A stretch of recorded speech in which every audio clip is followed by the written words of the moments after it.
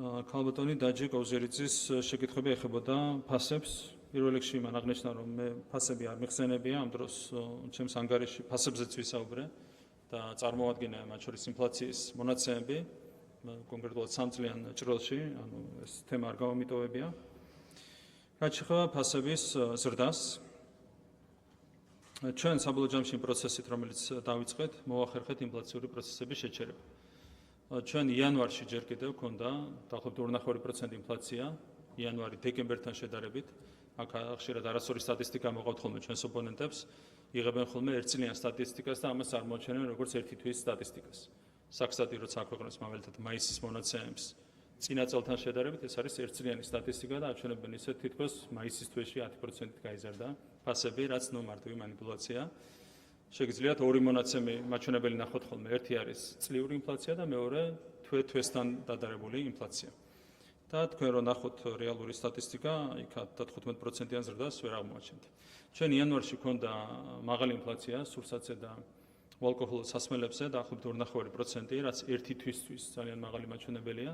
თუმცა თებერვლიდან მოახერხეთ ფასების ზრდის პროცესის დასტაბილურება, ინფლაციის დასტაბილურება და თებერვალი, მარტი, აპრილი, მაისის განმავლობაში ქონდა ძალიან დაბალი ინფლაციის მაჩვენებელი და ორი თვის განმავლობაში ქონდა საერთოდ დეფლაცია, ანუ ფასები შემცირდა თებერვალში და მაისში.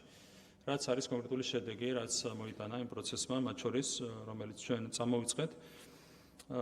ასევე მინდა წარსული გაგახსენოთ ფასებზე როცა საუბრობთ. ყველაზე მაღალი ინფლაცია ქონდა ჩვენ 2019-21 წლებში. ეს არის 3 წელი, საიდანაც წელიწადნახევარი თქვენი თავმჯდომარე იყო, მთავრობის ხელმძღვანელი. მაშინ სურსათზე და ალკოჰოლ სასმელებზე ფასები გაიზარდა 39%-ით. მაშინ როდესაც კოვიდის სხვათა შორის პირიქით მოქმედებდა ფასებზე, იმიტომ რომ მოხმარება შეამცირა, დააწვა მოხმარებას და ეს იწვევს ხოლმე ფასების შემცირებას, ხო? ამის მიუხედავად 3 წლის განმავლობაში ინფლაცია იყო 39% და იგივე პერიოდში ხელფასები გაიზარდა მხოლოდ 22%-ით. ეს არის კონკრეტული მონაცემები. რაც შეეხება ბოლო 3 წლის მონაცემებს, კიდევ ერთხელ შემიძლია გავიმეორო, რაც თქვი. სამხმოვანო ფასები გაიზარდა დაახლოებით 6.5%-ით. 10%-ზე ნაკლები იყო ზრდა სურსათის და ალკოჰოლ სასმელების მიმართულებით და იგივე პერიოდში დაახლოებით 48%-ით გაიზარდა საშუალო ხელფასი. და მთავარი ეს არის. ინფლაციას რაც შეეხება, ინფლაციის ოპტიმალური მაჩვენებელი წლის განმავლობაში არის დაახლოებით 2.4%, ამაზე მეტი აღარ ვარგა. შარშან ქონდა სამხმოვანო ფასების ინფლაცია 3.9% და ჩვენ იმედი გვაქვს, რომ წელს მოვახერხებთ ოპტიმალურ ზღურებში ინფლაციის შენარჩუნებას, რაც ავსებით შეაძლებელია იმ პროცესების გათვალისწინებით, რომელიც თებერვლიდან დაიწყო. ეს არის ჩვენი მიზანი და ამოცანა. რაც შეეხება მინიმალური ხელფასის შესახებ ინიციატივას, ამას იმდენი მინუსი აქვს, რა ვიცი, ხო, რომ დავიწყო ამის ჩამოთვლა.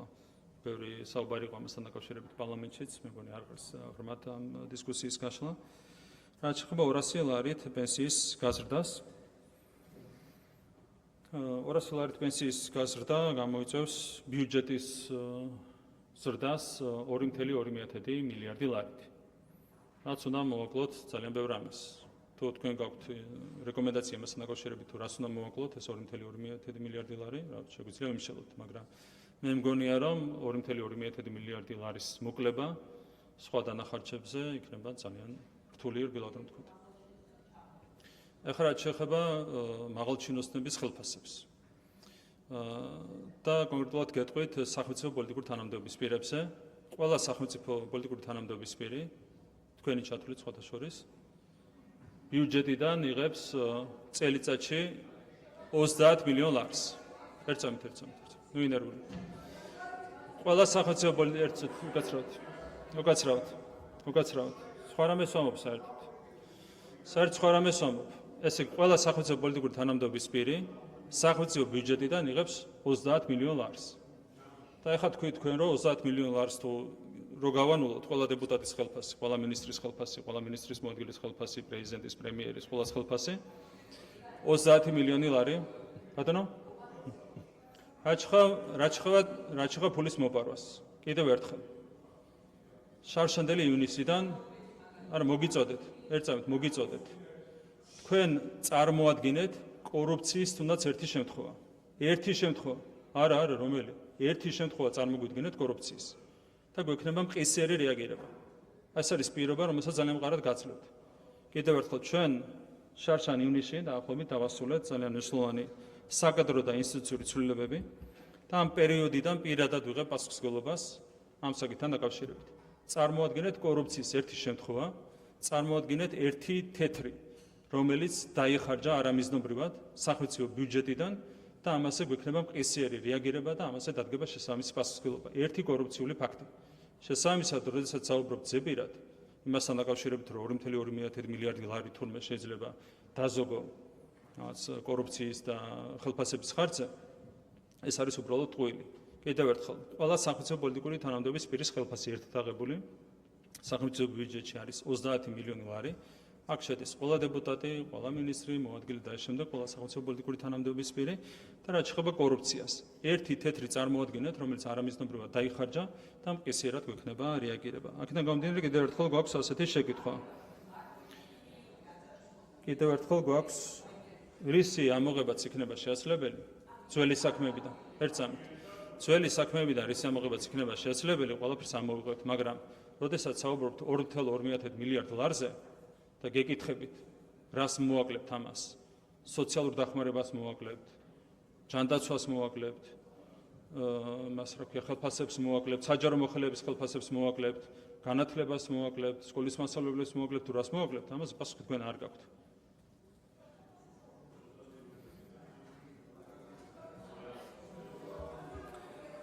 მოკლედ, ამიტომ პოპულიზმი რაც შეიძლება თქვენთვის კარგია, მაგრამ მე არ გირჩევდით პოპულიზმით საუბარს.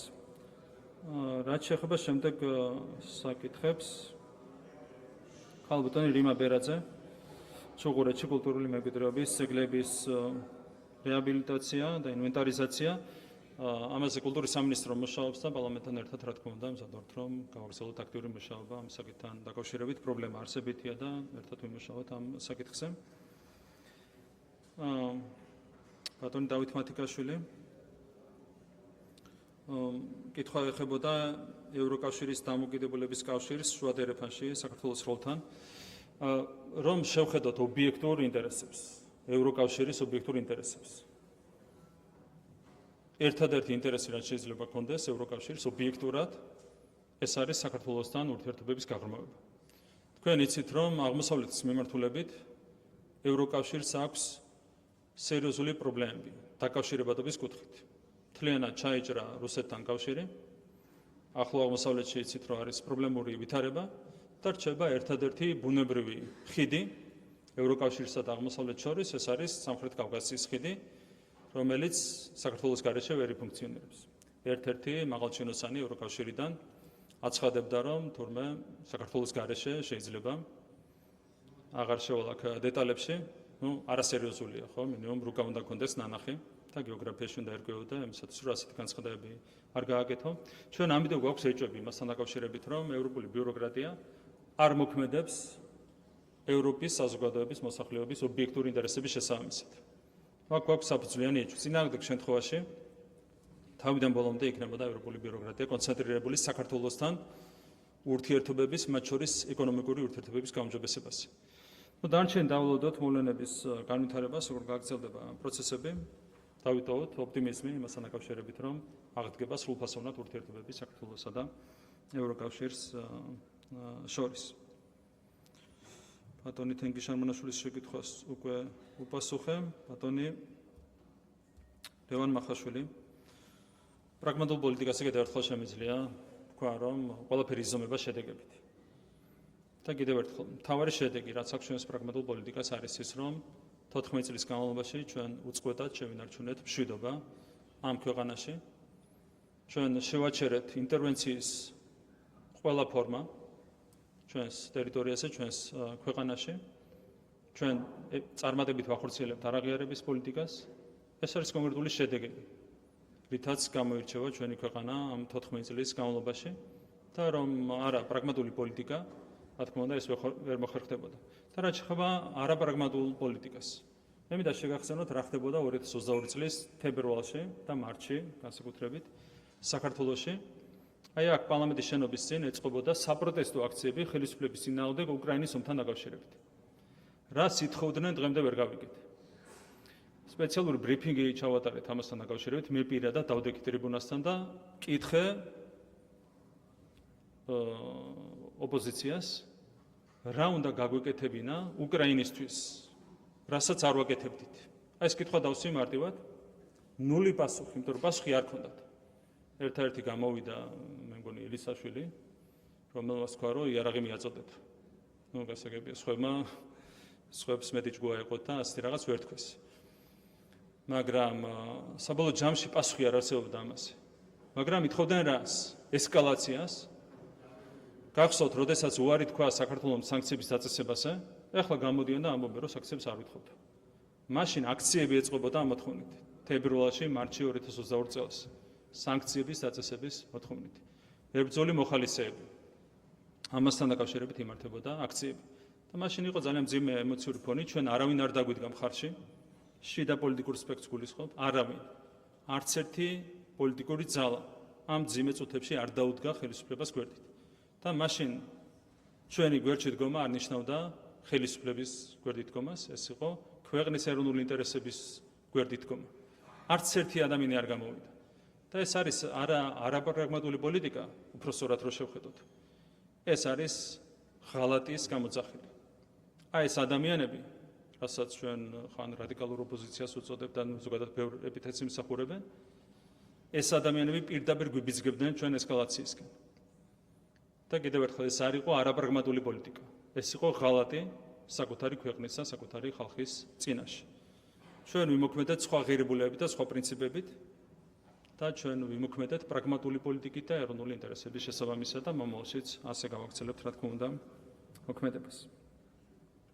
ალბათონი ვიკა ფილფანი, პირველი ახსენა ბატონი გავრილოვი, რომელიც მე და თქვენმა თავმჯდომარემ ერთად შემოვიყვანეთ საქართველოში. ეს შემიძლია გითხრათ.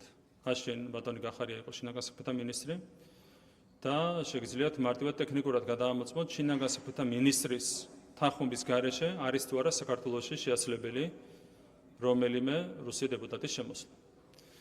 რა თქმა უნდა არა. უფრო მეტიც იმართებოდა ამ საკითხთან დაკავშირებით საპარლამენტო მოსმენები, მაგალითად საგარეო ურთიერთობათა კომიტეტში. აშენდელ კომიტეტის თავმჯდომარეს და პირველ ვიცე-სპიკერს მოახსენეს დეტალურად იმასთან დაკავშირებით, თუ რა იმართებოდა, ვინ ჩამოდიოდა, როგორ ჩამოდიოდა. მაშინ ნული რეაქცია იყო ამასთან დაკავშირებით, თუმცა ეს ქალბატონი საგარეო კომიტეტის თავმჯდომარეს არ გულისხმობ მეორეს, იყო პირველი, ვინც ისტერიკა ატეხა საქართველოში გავრილოვის ჩამოსვლასთან დაკავშირებით, ზუსტად იცოდა ყველაფერი. და სხვათა შორის ძალიან მეგობრობდნენ ეს ქალბატონი და გახარია ერთმანეთთან. ანუ ყველამ იცოდა ყველაფერი. და მიზეზი რატომაც გადაწყდა გავრილოვის შემოსვლა საქართველოში ბატონ გახარიასთან ერთად იყო ის, რომ მას არ ქონდა დარღვეული კანონი ოკუპაციის შესახებ. 2016 წელს იყო შემთხვევა, როდესაც 3 დეპუტატი შემოუშვეს რუსი. მაშინ შეთანხმდნენ უსუფაშვილი და ნაცმოძრაობა 2016 წელს და ერთად შემოუშვეს საქართველოში რუსეთის დუმის 3 დეპუტატი, რომელსაც ქონდა დარღვეული ოკუპაციის შესახებ კანონი. ამ ფონზე გავრილოვის შემოსვლასთან დაკავშირებით არავითარი კითხვები არ არსებობდა, მათ შორის არც ბატონ გახარიას არ ქონდა კითხვები, შესაბამისად ის შემოვიდა საქართველოში. კითხვები არ ქონდა კი არა, თვითონ შემოუშვა, თვითონ გამოატარა საზღვარზე. ეს არის ფაქტები. ანუ ფაქტები დაგიდასტურეთ, რომ ამ საკითხის სპეკულირება თქვენს ინტერესებში არანაირად არ შედის. რაც შეეხება სტრატეგიულ პარტნიორობას ამერიკის შეერთებულ შტატებთან, ამას პრინციპში უკვე ვპასუხე ამ შეკითხვაზე. და კითხვა დაისვა ასეთი, რომ სხვები არიან დასანქცირებული და მე არა. მე მინდა შეგახსენოთ, რომ მეც ვარ დასანქცირებული, ეს უბრალოდ ფაქტის კონსტატაციისთვის. უკრაინა და ბალტიისპირეთის ქვეყნები. მათაც უკრაინა და ბალტიისპირეთის ქვეყნები. მათ მეც დამასანქცირეს, თუმცა ამას გავლენა არ მოუხდენია ჩემს გადაწყვეტილებებზე, ჩვენ საგარეო პოლიტიკასთან დაკავშირებით.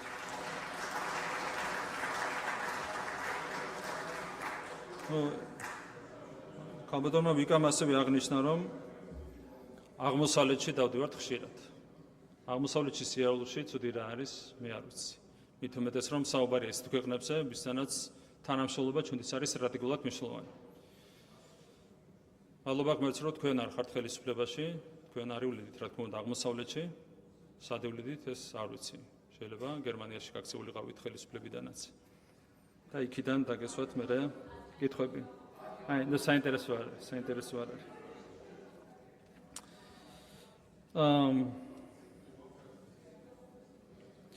შეეხება ანტინარკოტიკულ პოლიტიკას. კიდევ ერთხელ ჩვენ წარმოვადგენთ კონკრეტული მონაცემები 8000-ზე მეტი პირია პასუხისმგებაში მიცემული ნარკოტიკულ დანაშაულთან დაკავშირებით, რეალიზაციასთან დაკავშირებით და თქვენ მაგალითად შეგიძლიათ წახვიდეთ თბილისის ერთ-ერთ კონკრეტულ უბანში, სადაც პრაქტიკულად ღიად იყიდებოდა ნარკოტიკები და იმ უბანში თქვენ ნარკოტიკს ვეღარ იყიდით. ასევე არის არაერთი სხვა ლოკაცია, სადაც ღიად შეიძლებოდა ნარკოტიკების ყიდვა და ყველაფერი არის აბსოლუტურად დახურული. ბატონო, რისი ციფრი? ამ სტატისტიკას დავამუშავებთ და წარმოგიდგენთ აუცილებლად. კი ბატონო. თუმცა თავისთავად ნარკოტიკზე ფასის ზრდა ერთ-ერთი მთავარი ინდიკატორია. ფასები არის დაახლოებით 5-ჯერ გაზრდილი ნარკოტიკულ საშუალებებზე. ეს არის ერთ-ერთი ინდიკატორი იმისა, რომ ხელმისაწვდომობა არის უკიდურესად შეზღუდული. ეს არის ის სტატისტიკა, რაც დეტალურად შეგვიძლია გაგიზიაროთ. ბატონი ირაკლი ქადაგიშვილი, მუნიციპალიტეტებზე დაღიგის განაწილებას რაც შეეხება. მთლიანობაში ჩვენი სტრატეგიული ამოცანა იყო და არის 7%-მდე მუნიციპალიტეტების ხვედრიძილის ზრდა. ეს არის ფისკალური დეცენტრალიზაციის ჩვენი ორიენტირი. იქნება ეს დაღიგის ხარჯზე თუ რაიმე სხვა ფორმით, ნუ ამაზე მუშაობა ერთად უნდა გავაგრძელოთ და უნდა მივიღოთ გადაწყვეტილება თუ რა ფორმით გაიზრდება, გაგრძელდება მუნიციპალური ბიუჯეტების ზრდა. ზოგადად აქაც მონაცემები მინდა გაგიზიაროთ. 2020 წელს ჯამურად მუნიციპალიტეტების და ავტონომიების ბიუჯეტების ჯამი იყო 2 მილიარდ 920 მილიონი ლარი და ეს მაჩვენებელი 2027 წლისთვის, 26 წლისთვის არის გასწრილი 7 მილიარდ 319 მილიონ ლარამდე. ანუ გვაქვს არსებითი ზრდა, თუმცა რა თქმა უნდა, მეტია გასაკეთებელი, რა ფორმით ამაზე ერთად განვაგრძოთ მშენებლობა. ბატონი შოთა ბერეკაშვილი შეკითხვა ეხებოდა ფასებს, მიწოდების ჯაჭვს. ამაზე დაგჭირდება რა თქმა უნდა ერთად მუშაობა, როგორც კომისიამაც დაადგინა საპარლამენტო კომისიამაც. არის სერიოზული სტრუქტურული პრობლემები, რის გამოსწორებასაც ჭირდება გარკვეული დრო, მათ შორის შესაბამის ინფრასტრუქტურის განვითარება და ამ შემდეგ. ამისათვის უნდა დაისახოს სათანადო გეგმა, რაც საბოლოო ჯამში უზრუნველყოფს იმას, რომ ფასდამატი, რომელიც დღეს არის მაღალი 86%, შეიძლება არსებითად შემცირდეს. თუმცა ამას დაჭირდება კიდევ ერთხელ სტრუქტურული ცვლილებები, მათ შორის ინფრასტრუქტურის განვითარება და ამ გეგმაზე ერთად უნდა ვიმუშაოთ. პროფესიული განათლება ეს ერთ-ერთი პრიორიტეტული მიმართულებაა. ზოგადად განათლების სფეროში გვჭირდება სტრუქტურული ცვლილებები, იმისათვის რომ იყოს მეტი კავშირი შრომის ბაზრის მოთხოვნასა და სტუდენტების მიღება შორის და ამ კუთხით პროფესიული განათლების სისტემის გადააზრებას ენიჭება განსაკუთრებული მნიშვნელობა და ეს არის რა თქმა უნდა ჩვენი რეფორმის ერთ-ერთი უმთავრესი კომპონენტი. ბატონი ვახტანგ თურნავა, აქაც შეგვიძლია ერთად ვიმსჯელოთ IT სფეროში, საინფორმაციო ტექნოლოგიების სფეროში, ბინადრობის ნებართვების კიდევ უფრო გაიოლებასთან დაკავშირებით, სადვართ ნებისმიერი ინიციატივა განვიხილოთ ამ მიმართულებით, ზოგადად ძალიან საინტერესო სფეროა, ძალიან მომგებიანი სფეროა სახელმწიფოსთვის, პოტენციალი ძალიან დიდია და რაც მეტი კონკრეტული ნაბიჯი გადაიქმნება ამ მიმართულებით, მეტ უკეთესი მზადვართ ამაზე მშენებლობისთვის. და ბატონი არჩილ გორდულაძის შეკითხვა ეხებოდა შინაგან საქმეთა სამინისტროს აკადემიაში საპოლიციო საქმის საბაკალავრო პროგრამას, ავტორიზაციას გადის და სათანადო ვადებში ეს პროგრამა ამოქმედება და რა თქმა უნდა პოლიციელების უკეთ მომზადებისთვის ამ პროგრამის სათანადო ამოქმედებას განსაკუთრებული მნიშვნელობა ენიჭება. ეს მე მგონი ყველა შეკითხვა საუმწურავად გავეცი პასუხი, თუ იქნება დამაზუსტებელი შეკითხვები, მზადვარ კი პასუხით. დიდი მადლობა. მადლობ, ბატონო პრემიერ-მინისტრო. დამაზუსტებელ კითხვებზე 6 დეპუტატია ჩაწერილი, თითო წუთი დაზუსტებისთვის. სოფიო ხორგუანი, შალვა კერესელიძე. პირდაპირ მინდა მიპასუხოთ კონკრეტულად, რაც შეეხება ჯარს, თქვენი პარტიის წევრი, მასონებთან მებრძოლი დეპუტატის განცხადება, რომ 5 დღეში ჯარი დამარცხდებოდა, რომ საქართველოს ჯარი მხოლოდ 5 დღეს გაუძლებდა. მითხარით პირდაპირ ეთანხმებით ამას თუ არა. და რა თქმა უნდა ისიც რომ თქვენ ვერ იმეტებთ პენსიის გასაზრდელ თანხას, არის დიაგნოზი თქვენი საქმიანობის, თქვენი ის ანომალიად ჩათვალეთ შეხვედრა მეშახტეებთან არა უკაცრავად ხო მაღაროელებთან მეშახტეებთან. კარგით, რაც ყველაზე მნიშვნელოვანი რაც მინდა გითხრათ, ეხლა რასაც უყურეთ დღეს როგორც აქ იქცეოდით. კარგად ჩანს ნათელი მაგალითი როგორ დაკარგეთ ადამიანური სახე, როცა გააფეტიშეთ ფულის სკამი და ჩაებღაუჭეთ ძალაუფლებას. შალვა კერესელიძე, ქეთევან ბაკარაძე. საქართველოს კონტროლირებარ ტერიტორიაზე ჩორჩანას საგუშაგოს ჩადგმა ღალატად რომ მიგაჩნიათ და ისტორიული სამაჩაბლოს ტერიტორია, რომლის მიერთებასაც რუსეთის ფედერაცია აპირებს და ხელისუფლების მხრიდან დუმილი მიგაჩნიათ გმირობად, აი ეს არის სამწუხარო რეალობა. მე გეტყვით ერთ რამეს, რომ ეს ღალატი კი არ არის, ეს არის გმირობა, ადამიანმა დაიცვა თავისი ქვეყნის ტერიტორია ოკუპაციისგან. ამიტომ ნუ ჩქარობთ, ნუ ასწრებთ მოვლენებს წინ. ღალატს ისტორია არქმევს. ღალატის სახელს ისტორია არქმევს და ამის დარქმევის უფლება თქვენ არ გაქვთ. ამიტომ დაელოდეთ მოვლენებს და ნუ იჩქარებთ. ისევე როგორც ნუ იჩქარებთ 20 ვნისზე საუბარს. იმიტომ რომ გიორგი გახარია რო არ ყოფილიყო, დღეს ეს ხელისუფლება ვერ დაგასრულებთ, იმიტომ რომ დაზუსტება არ არის კითხვის, სიტყვით გამოდიხართ თქვენ და როგორც წინა შემთხვევაში, ისე ახლა კითხვის დაზუსტება არის. მე მგონი გასაგებია, რაც იგულისხმება პროცედურაში. ქეთევან ბაკარაძე, გიორგი შარაშიძე.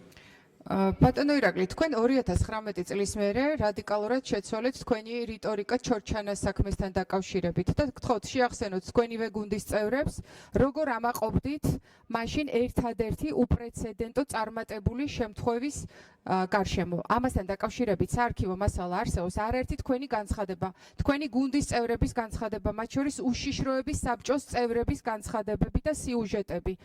და ამის შემდგომ თქვენი ყველაზე ცნობილი ფრაზა, რომ გახარიასთან მიმართებაში ყველა მობზუილე ბუზი ტყუოდა. და თქვენ ორჯერ პირადად თქვენ წარადგინეთ გახარია საარჩევნო სიის პირველ ნომრად. მაშინაც deep state-მა დაგირეკათ? მაშინ ატყუებდით თქვენს თანაგუნდელებს? გიორგი შარაშიძე, თამარ ხვედელიანი. ბატონო ირაკლი, ამომწურავად უპასუხეო კითხვებს თქვით, მაგრამ არ ვიცი რა შეძახით ამომწურავ პასუხებს. ჩემს მიერ დასმულ არც ერთ კითხვაზე პასუხი არ გაგვეცით.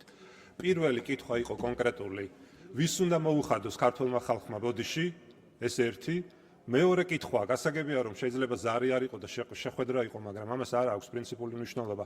მუქარის ავტორზე გეკითხებით და თუ შეიძლება დაგვიზუსტეთ, ვინ იყო ამ მუქარის ავტორი, თუნდაც შეხვედრაზე, კი ბატონო, ნუ იქნებოდა ზარი და რაც შეეხება პრაგმატულ პოლიტიკას, ეს აუცილებლად უნდა გითხრათ, იმიტომ თქვენ სუვერენიტეტის დაცვაზე საუბრობთ და დიდი ბოდიში რა არის სუვერენიტეტის დაცვა? გეუბნებით და იცით თქვენ ჩემზე კარგად, უბრალოდ არ ამბობთ ამას და არ აღიარებთ, რომ პირდაპირ ანექსია მიმდინარეობს ჩვენი ისტორიული ტერიტორიის სამაჩაბლოსი. გამოვიდა პუტინი და თქვა, რომ სამხრეთ ოსეთი შეუერთდება ჩრდილოეთ ოსეთს და ამაზე ხმას არ იღებთ ბატონო ირაკლი. არანაირი ოფიციალური განცხადება არ გაგიკეთებიათ არც თქვენ ანგარიში, კითხვა დაგისვით და იმ კითხვაზეც არ გაგვეცით პასუხი. ეს არის სუვერენიტეტის დაცვა? თამარ ხვედელიანი, გიგა ფარულავა. ბატონო ირაკლი, მეგონა რომ მხოლოდ კვერცხის ფასთან იყავით დამარცხებული, თუმცა განათლების ექსპერტადაც ვერ წარმოგვიდგინეთ თავი. პირველ შეკითხვას, ზუსტად რა პროპორციით ზრდით განათლებისა და მეცნიერების დაფინანსებას თქვენ ვერ უპასუხეთ. მეორე შეკითხვას, მეცნიერებას საერთოდ არ შეეხეთ. ასევე ხარისხობრივ კომპონენტზე საერთოდ ვერ გვესაუბრეთ კვოტირების ნაწილში. ის კვლევა, რომელიც თქვენ წარადგინეთ, გასაჯაროებულიც არ გაქვთ დეტალებში, მხოლოდ პრეზენტაცია და აქ მინდოდა მეთქვა, რომ აი ბატონ თქვენი ბატონო ირაკლი, თქვენი დაცვა მიქანაძეს რომ დაეწყო აქ ამ დარბაზში, უფრო დამაჯერებელი იქნებოდა, იმიტომ რომ გახარია, გააგდო პოლიციის აკადემიიდან მიქანაძე თქვენს გამო, იმიტომ რომ მაშინაც პრიორიტეტი თქვენ მოგანიჭათ, ვიდრე რიგით პოლიციელებს და ეხლა თქვენ გიცავენ ადამიანები, მასონების მკვლევარი მარიამ ლაშხი, სააკაშვილზე წიგნების მწერალი გიორგი სოსიაშვილი, სანამ ეს უკანასკნელი წიგნებს წერდა, გიორგი ჩაკვეტაძე პოზირებდა სააკაშვილთან ფოტოებში. აი ეს ადამიანები არიან მას შემდეგ 15 წამი.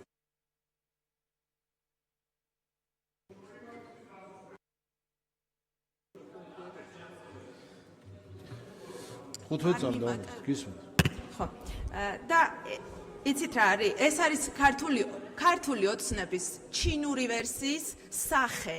დღესდღეობით, რასაც თქვენ აკეთებთ და როგორც თქვენ დაასვით ჩვენს მოქალაქეებს თავზე. აი ეს ქართული ოცნება, ჩინური ვერსია. მას შემდეგ, რაც გიორგი გახარია აღარ იცავს ამ პარტიას. მადლობა. ანუ თქვენ ჩინურს ეთნიკურ ეპითეტს იყენებთ დამაკნინებელი მნიშვნელობით? ეს არის თქვენი დამოკიდებულება? ხოჩახ და თქვენ გინდათ ასე ხელისუფლებაში მოსვლა. გიგა ფარულავა, ლევან მაჯავარიანი.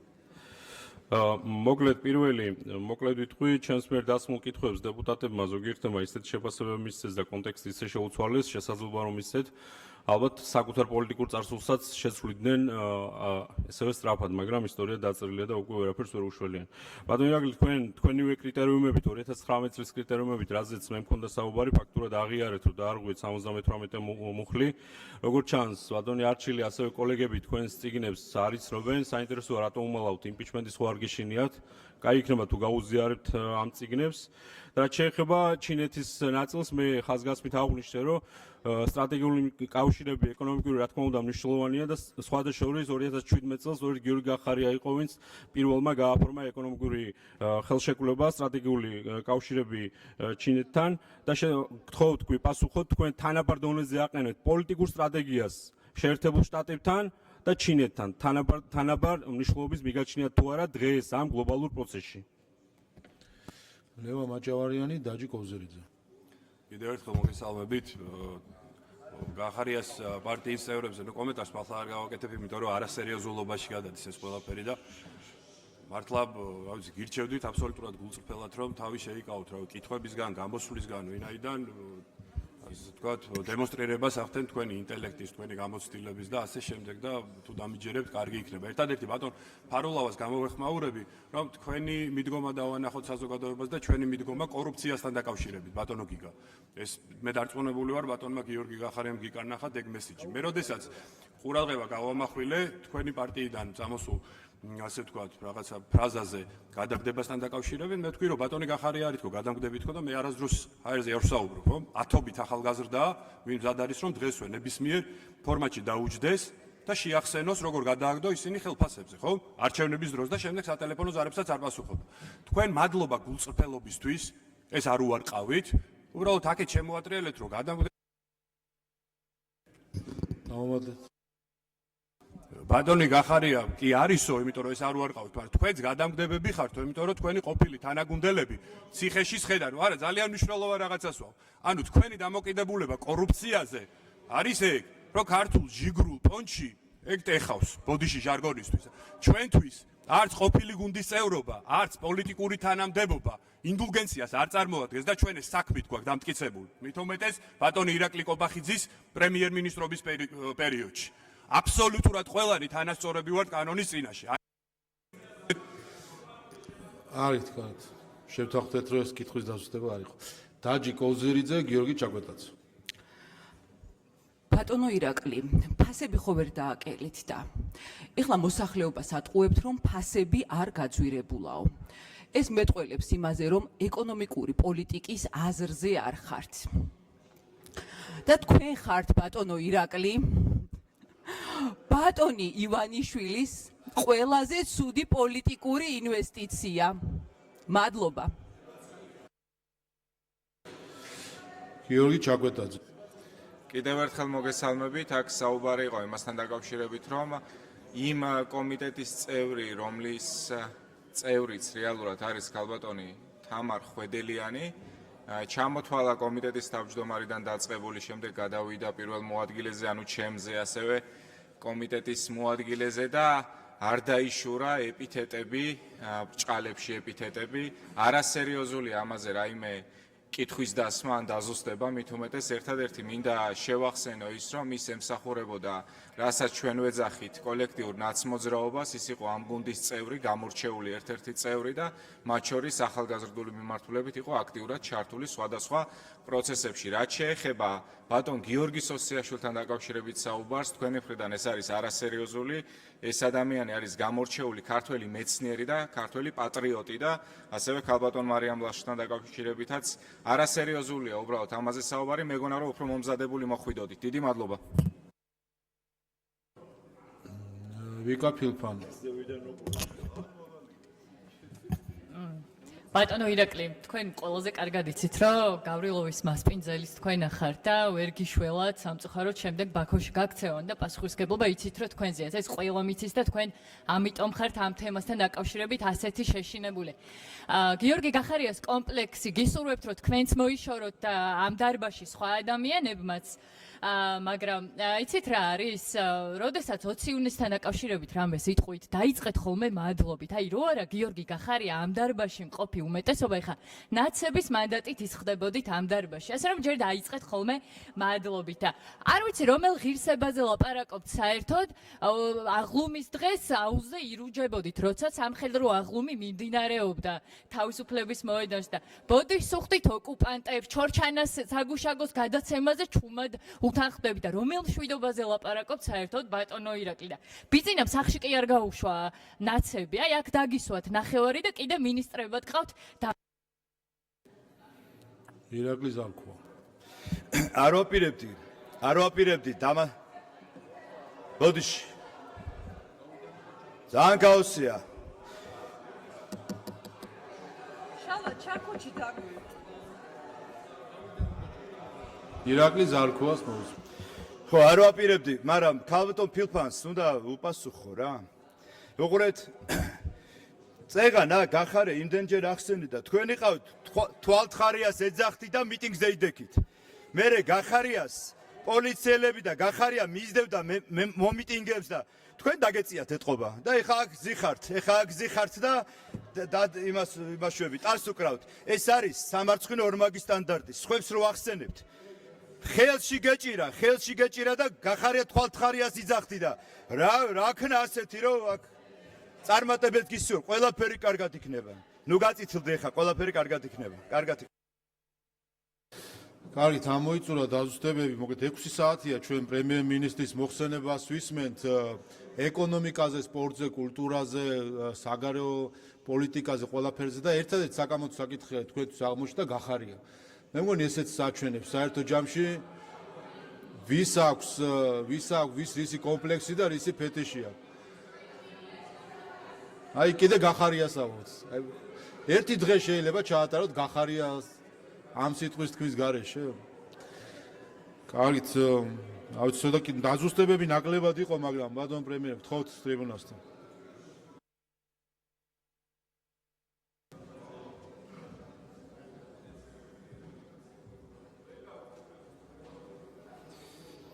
ნუ კითხვები ნაკლებად იყო, როგორც ბატონმა თავმჯდომარემაც ბრძანა, თუმცა რაც იყო, იმას უპასუხებ. პირველ რიგში რაც შეეხება ჯარს და ჩვენს დამოკიდებულებას შარის მიმართ. მხოლოდ კი კითხვასაც კი პასუხებთ. კიდევ ერთხელ შემიძლია დავადასტურო ჩვენი განსაკუთრებული დამოკიდებულება ქართული ჯარის მიმართ. რაც შეეხება 5 დღის თემას. მე მინდა შეგახსენოთ ერთი რამ. так ჯარი არაფერ შუაშია.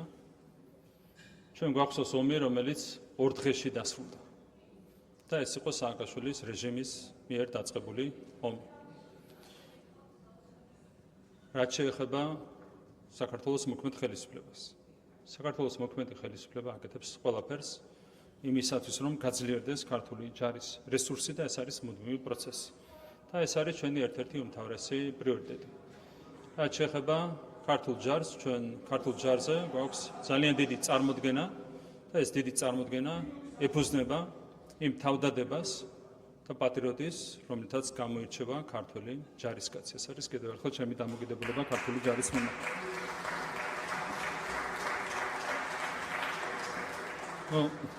შეეხება შემდეგ განცხადებას, რომ ჩვენ ვერ ვიმეტებთ თითქოს პენსიის თანხას.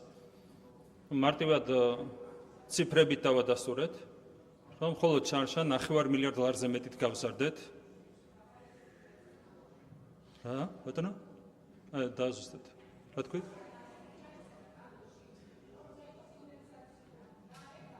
არა, ერთსავთ. ნახეთ, როდესაც ბიუჯეტი როდესაც იზრდება მაგალითად 10%-ით, რესურსი იმისა, რომ გაიზარდოს საპენსიო ფონდი, არის შესაბამისი. და როდესაც თქვენ ამბობთ, რომ პენსიებისთვის თანხა არ გვემატება, $9 მილიარდზე მეტი, რომელიც დაემატა პენსიებს, არის ამ ტყუილის დამადასტურებელი ფაქტი. პლუს ერთხელი ახლა თქვენ არ შეიძლება ასე ზედაპირულად და პრიმიტიულად ისაუბროთ თემებთან დაკავშირებით. ძალიან ცუდია, ძალიან სამწუხაროა, ძალიან ცუდია. რაც შეეხება ბატონ შალვა კერესელიძეს, ეს ჩორჩანა არ არის სათქვენო თემა. რაც ნაკლებად ახსენებთ, მით უკეთესი, ერთადერთი შემთხვევა, სადაც კილომეტრებით შემოიჭრა საოკუპაციო ძალა საქართველოს ტერიტორიაზე, იმ ეგრეთ წოდებული საზღვრის მიღმა. ფაქტია ეს, ფაქტია. წადით და ნახეთ მიხვალ თუ არა იმ ეგრეთ წოდებულ საზღვრამდე. სირცხვილია, კილომეტრებით არის შემოჭრილი საოკუპაციო ძალა საქართველოს სიღრმეში, იმ ეგრეთ წოდებული საზღვრიდან, რომელიც თავის დროზე იყო გავლებული. ამიტომ ჩორჩანა არ არის სათქვენო თემა, ეს იყო ღალატი, რომელიც ჩაიდინა თქვენმა თავმჯდომარემ. იგივე ეხება 20 ივნის. ერთი წამით. იგივე ეხება 20 ივნის. რა შეეხება 20 ივნის? მაშინ იყო შტურმი პარლამენტის შენობაზე. ზუსტად იმის ანალოგიური, რაც ჩვენ გამოვიარეთ 2022 წლის შემთხვევაში, 23, 24, 24, 2025 წელი. 22-ში შტურმი არ იყო, ბოდიში. 4 შემთხვევა იყო, ხო? ანუ 23, 24-ში ორჯერ და 25-ში. ზუსტად იდენტური შტურმი. აი ფაქტებით გეუბნებით აქაც. ზუსტად იდენტური შტურმი იყო 4 შემთხვევაში. არც ერთამ შემთხვევაში საჭირო არ გამხდარა რეზინის ტყვიების გამოყენება თან იმ ფორმით, რომ თვალები დაეკარგათ ადამიანებს. ეს ყველაფერი არის თქვენი თავმჯდომარის სირცხვილი და მთლიანად თქვენი პარტიის სირცხვილი. ეხლა მაგას რაც შეეხება, თქვენ რომ მაგას ამტკიცებთ, ერთსამით. აი ნუ ყაყანებთ გეხოცებთ. თქვენ რომ მაგას ამტკიცებთ, რომ გახარიას მიღმა ვიღაცამ გასაბრძანება. ესე იგი თქვენ ბატონო? არა, გახარიამ გასცა თუ სხვამ გასცა. თქვენ რას ამტკიცებთ? ანუ თქვენ ამტკიცებთ, რომ გახარიას არ გაუწია, ხო? ეხლა ნახეთ, აი თქვენი ლოგიკა. ეხლა გეტყვით თქვენი სამარცხინო ლოგიკა. თქვენ ხო ამტკიცებთ, რომ გახარიას არ გაუწია ბრძანება. არა, ნახეთ. თქვენ ახლა რას ამტკიცებთ, რომ იმდენად უთამოყარეო თავმჯდომარე ყავთ, იმდენად უთამოყარეობი ხართ, რომ დამეცადეთ, რომ კაცი იყო შინაგან საქმეთა მინისტრი, თავზე გადაახტნენ და ისე გასცეს მის მიღმა თვალების დათხრის ბრძანება და ამის მერე ეს კაცი დარჩა ჯერ შინაგან საქმეთა მინისტრად და მერე გახდა პრემიერი. ასეთი უთამოყარეო თავმჯდომარე თუ ყავთ, ერთვარ შედობაში მოგახმაროთ. ნახეთ, ფაქტები დაგემტკიცეთ რა. ნუ რეალობა არის ის, რომ რა თქმა უნდა ბრძანება გაისცა, ისე როგორც გაიცემა შინაგან საქმეთა მინისტრის მხრიდან, ეს ერთი, მაგრამ თქვენ ამტკიცებთ რას? რომ იმდენად უთამოყარეო თავმჯდომარე ყავთ, რომ მის მიღმა ვიღაცამ გასცა ბრძანება და ამის მიუხედავად ის დარჩა შინაგან საქმეთა მინისტრად, რა გამაჩერებს ერთი დღე რა გამაჩერებს? მე რო ვიყო შინაგან საქმეთა მინისტრი და ჩემი გვერდის ავლით ერთი წამით. აი ნახეთ, მარტივ ლოგიკას გეუბნებით. მე რო ვიყო შინაგან საქმეთა მინისტრი და ჩემი გვერდის ავლით ვიღაცამ რო დათხაროს ადამიანებს თვალები. ერთი დღე რა გამაჩერებს შინაგან საქმეთა მინისტრად და მერე რა გამაჩერებს პრემიერად. აი თქვენ ამტკიცებთ, რომ თვალები კი არ დათხარა, უთამოყარეო თავმჯდომარე ყავსო და შეინახეთ თქვენთან უთამოყარეო თავმჯდომარე. შემდეგი, ეს არის მარტივი ლოგიკა, რაც ფაქტებით დასტურდება.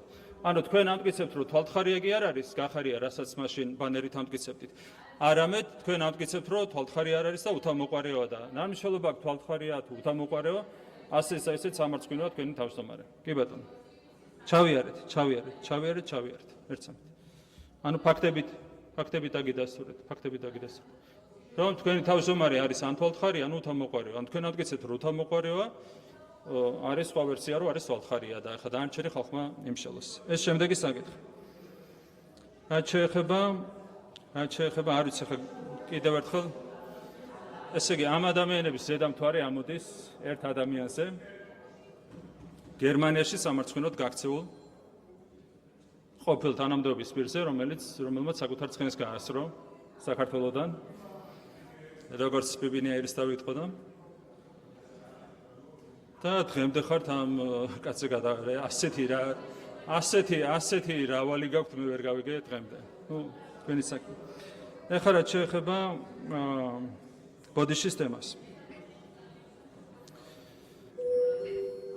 ერთადერთი რაზეც შეიძლება ადამიანმა ბოდიში მოიხადოს, არის ის, რომ ჩვენ ყავდა სააკაშვილის რეჟიმი, აგენტურა ხელისუფლებაში 9 წლის განმავლობაში, რასაც მოყვა ძალიან მძიმე შედეგები და ამ ყველაფრის ერთ-ერთი შედეგი იყო 28 წლის აგვისტოს ომი.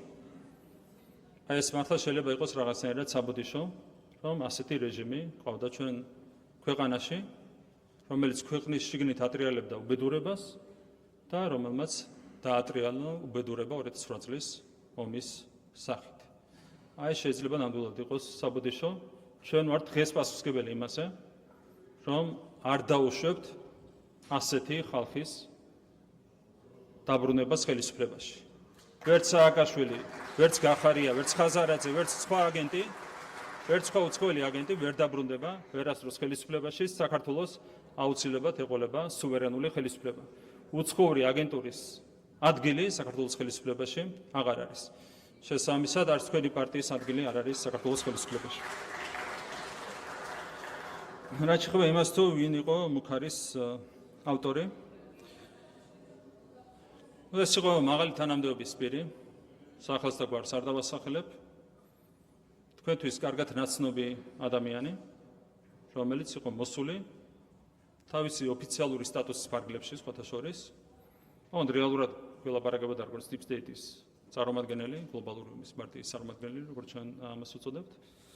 და პირდაპირ დაგვიყენა მოთხოვნა პირველი შეხვედრა იყო თებერვლის დასაწყისში, მეორე შეხვედრა იყო ომის დაწყებიდან რამდენიმე დღეში თვარსები 28 თებერვალი 1 მარტი. კონკრეტული თანამდებობის პირი არ ვასახელებთ იმისათვის, რომ ქვეყანას არ შეუქმნათ დამატებითი უხერხულობები. ძალიან მარტივი მიზეზი აქვს ამას. დავასახელებდით იმ კაცსაც, ვის დარეკა გახარიას მოდეში. გახარის თქმა შეიძლება, იმიტომ რომ რაღაცა განსხვავებული ყავთ ეს ადამიანი, განივთებული უпроსტად, ნახეთ, იმასაც ვერ დავასახელეთ, ისიც მაღალი თანამდებობის პირი იყო, გადაწყვეტილება იქნა მიღებული, ალბათ 22 ივნისი იყო, თვარსები, 2019 წელს, გახარიას გადაყენების თაობაზე, შინაგან საქმეთა სამინისტრის თანამდებობიდან, მან ითხოვა 10 წუთი, მას საცნობეს ამის შესახებ და მან ითხოვა 10 წუთი და 10 წუთის განმავლობაში გაისმა ზარი ტელეფონზე. მაღალი თანამდებობის პირი იყო, ეს უკვე საზღვარგარეთიდან დარეკეს და თქვენს ასეთი სიტყვები, რომ ისინი არ მიესალმებოდნენ შინაგან საქმეთა მინისტრის თანამდებობიდან ბატონი გახარიას გადაყენებას. ეს ისტორია თუ გაინტერესებთ, შემიძლია. არა, ვერ გეტყვით. აქაც დამატებითი უხერხულობები საუბარია, ნახეთ, საუბარია კონკრეტული ქვეყნის მაღალ თანამდებობის პირებზე. იმისათვის რომ ჩვენ არ შევუქმნათ დამატებითი უხერხულობა ჩვენს ქვეყანას, ამაზე პასუხისმგებელი ვართ საკუთარი ქვეყნის წინაშე, რა თქმა უნდა, სახელს და გვარს ვერ დავასახელებთ. თვითონ იცის ბატონმა გახარია, მას შეგიძლიათ გითხოთ. იცის. ბატონო? არა. ვის გვიცავს? ვინ ვის იცავს? არც ერთი ეს ადამიანი დღეს არ არის თანამდებობაზე, შემიძლია გითხრათ. არა, მაინც უხერხულობას შექმნის არიან წარმოადგენლები კონკრეტული ქვეყნის მაღალი თანამდებობის პირები, ყოფილები, მაგრამ მაღალი თანამდებობის პირები. არც ერთი აღარ არის დღეს თანამდებობაზე. არა, უხერხულობას მაინც შექმნის. უხერხულობას. რაც შეეხება ეს ანექსიას ძალიან ზედმეტად ატრიალებთ ამ სიტყვას და მე მგონი აქაც თქვენი თქვენი არაჯანსაღი დამოკიდებულება ჩანს ჩვენი ქვეყნის მიმართ.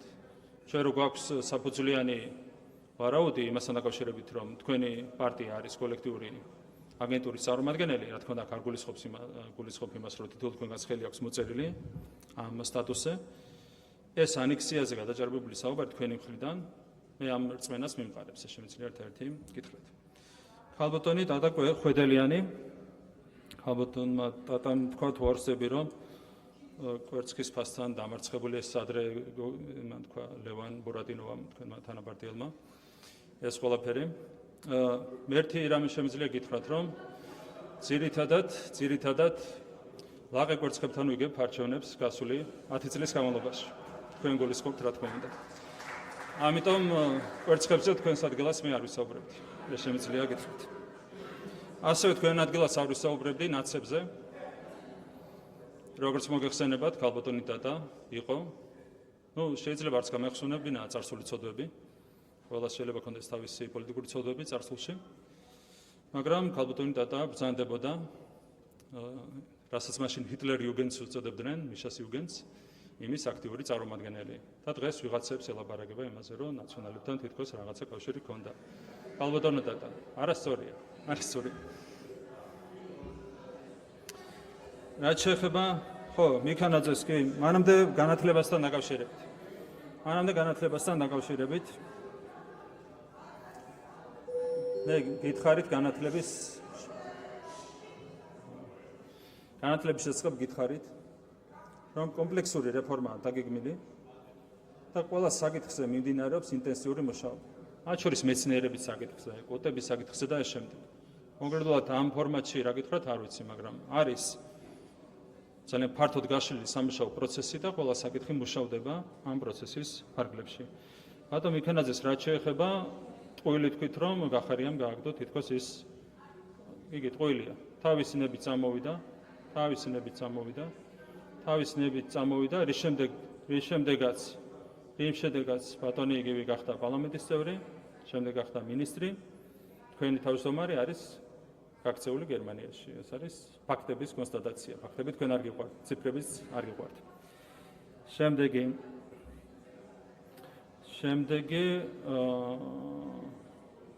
ხო, ქართული ოცნების ჩინური ვერსია. სხვათა შორის ჩინური უკვე გახდა ხარისხის აღმნიშვნელი ტერმინი. თქვენ ჩამორჩით მოვლენებს, ისე როგორც პოლიტიკაში, გლობალურადაც ჩამორჩით მოვლენებს. თუ კი რომელიმე ქვეყანა განსაკუთრებული ტემპებით განიცადა მოდერნიზაცია და პროგრესი, ეს არის ჩინეთი. ამიტომ ჩინური თქვენ ძალიან ცუდად გახსოვთ, სინამდვილეში ჩინური და ჩინეთი არის სწორედ რომ პროგრესის ასე ვთქვათ ნიშანი. ბატონი გიგა ფარულავა 78 მუხლი დამირღვევია თითქოს. მე მგონი ცოტა იუმორით უნდა შევხედოთ ამ პარტიის წარმომადგენლების განცხადებებს. ჩემი წიგნი წაიკითხავთ. კარგია. ზოგადად წიგნის კითხვა კარგია. ბატონო? დავარიგებთ. ზოგადად, როდესაც თქვენ გისმენთ, კიდევ უფრო იზრდება ჩემი мотиваცია, რომ დავაჩქაროთ განათლების რეფორმა. ამას აბსოლუტურად გულწრფელად გეუბნებით. თუ კი რაიმე პრობლემა გვაქვს ჩვენ არსებითი, ზოგადად ქვეყანაში და მათ შორის პოლიტიკურ სპექტრში, ეს ყველა პრობლემა არის არსებითად დაკავშირებული განათლებასთან. რომ ყოფილიყო მეტი განათლება, მეტი პასუხისმგებლობით მოიკიდებოდით საკუთარ განცხადებებს, საკუთარ შეკითხვებს, ფაქტებზე დააფუძნებდით საკუთარ გამოსვლებს, ლოგიკაზე დააფუძნებდით საკუთარ გამოსვლებს, ციფრებზე, თუმცა თქვენთვის ეს არ არის დამახასიათებელი, კარგია რომ წიგნის კითხვა დაიწყო ბატონმა გიგამ, თქვენც მიბაძეთ. წერეთლის პერიფრაზი რო გავაკეთოთ, თუ სწავლული არ გამოხვალთ, კითხვას მაინც ისწავლით. მე მგონი გამოგადგებათ მომავალში. რაც შეეხება ჩინეთს და ამერიკის შეერთებულ შტატებს, ვაყენებ თუ არა თანაბარ დონეზე. ჩვენთვის თანაბრად მნიშვნელოვანია ჩინეთთან და ამერიკის შეერთებულ შტატებთან ურთიერთობების გაღრმავება. შემიძლია დაგიდასტუროთ. ჩინეთი არის ძალიან ღირსეული პარტნიორი ყველა თვალსაზრისით კიდევ ერთხელ გავიმეორებ, რომ გასული ნახევარი საუკუნის ისტორია ადასტურებს ჩინეთის განსაკუთრებულ მიდგომებს საგარეო პოლიტიკაში. ერთადერთი ზე სახელმწიფო, რომელსაც 1979 წლის შემდეგ არ ქონია ომი. ეს არის ჩინეთი. და ეს არის პრინციპული ღირებულებითი საკითხი ჩვენთვის. და კიდევ ერთხელ ჩინეთი საკუთარ პარტნიორებს ეხმარება როგორც თანასწორს და ესეც არის ჩვენთვის ძალიან პრინციპული საკითხი. აქედან გამომდინარე, მომავალშიც ყველაფერი გაკეთდება იმისათვის, რომ გაღრმავდეს პარტნიორობა ჩინეთთან და ასევე კიდევ ერთხელ გამოხატავთ ჩვენ მსაობას, გავაღრმავოთ, აღვადგინოთ უბრალოდ სტრატეგიული პარტნიორობა ამერიკის შეერთებულ შტატებთან. რაც შეეხება ფასებს, ფასებთან დაკავშირებით გვაქვს ესეთი მონაცემები და კარგად რომ მოისმინოთ ხოლმე, ცუდი არ იქნება. კიდევ ერთხელ რომ ავიღოთ ამ წლის მონაცემები, იანვარში გქონდა უკვე თქვი ჩვენ მაღალი მაჩვენებელი, თვიდან თვემდე დაახლოებით 2.5%, თებერვალი იყო დეფლაცია, ანუ ფასები პირიქით შემცირდა, ასევე მაისში იყო დეფლაცია. შესაბამისად მარტში და აპრილშიც იყო ინფლაცია ხომ დაბალი მაჩვენებელი. ჩვენთვის თავი ამოცანაა, რომ რაც არის გონივრული სტანდარტი, დაახლოებით 3-4%-ის ფარგლებში შევინარჩუნოთ ინფლაცია. ზოგადად ეს არის ოპტიმალური მაჩვენებელი.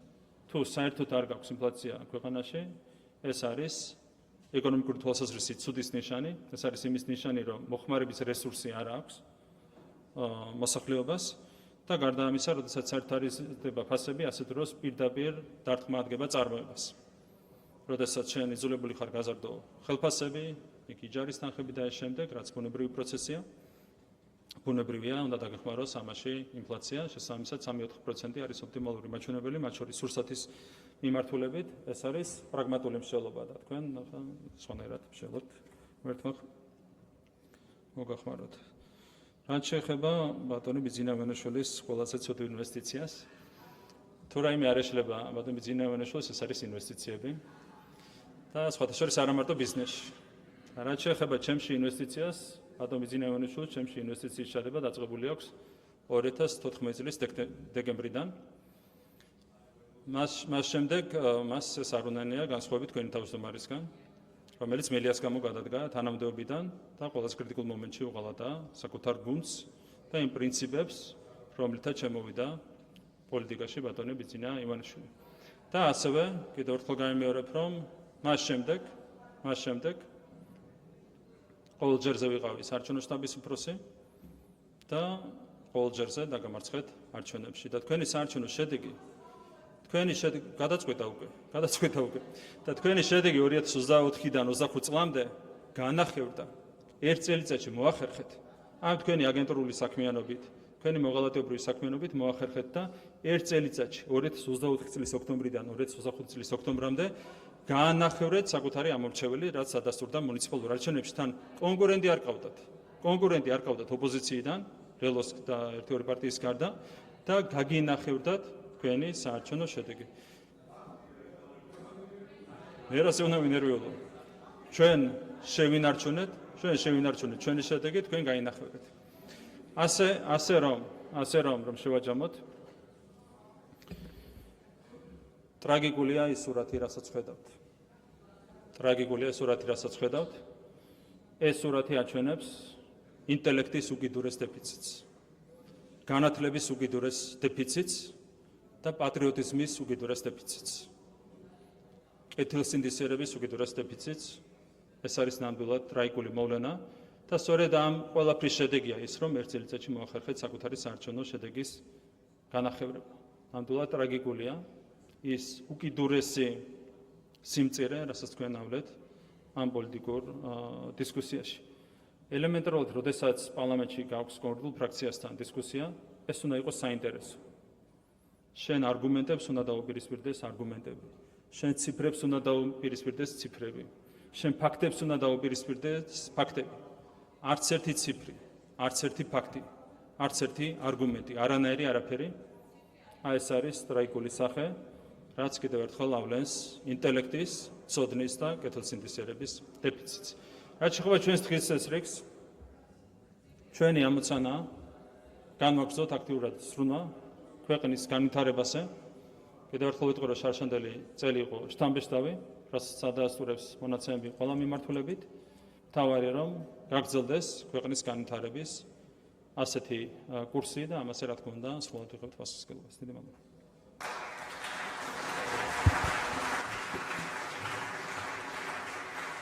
მადლობთ.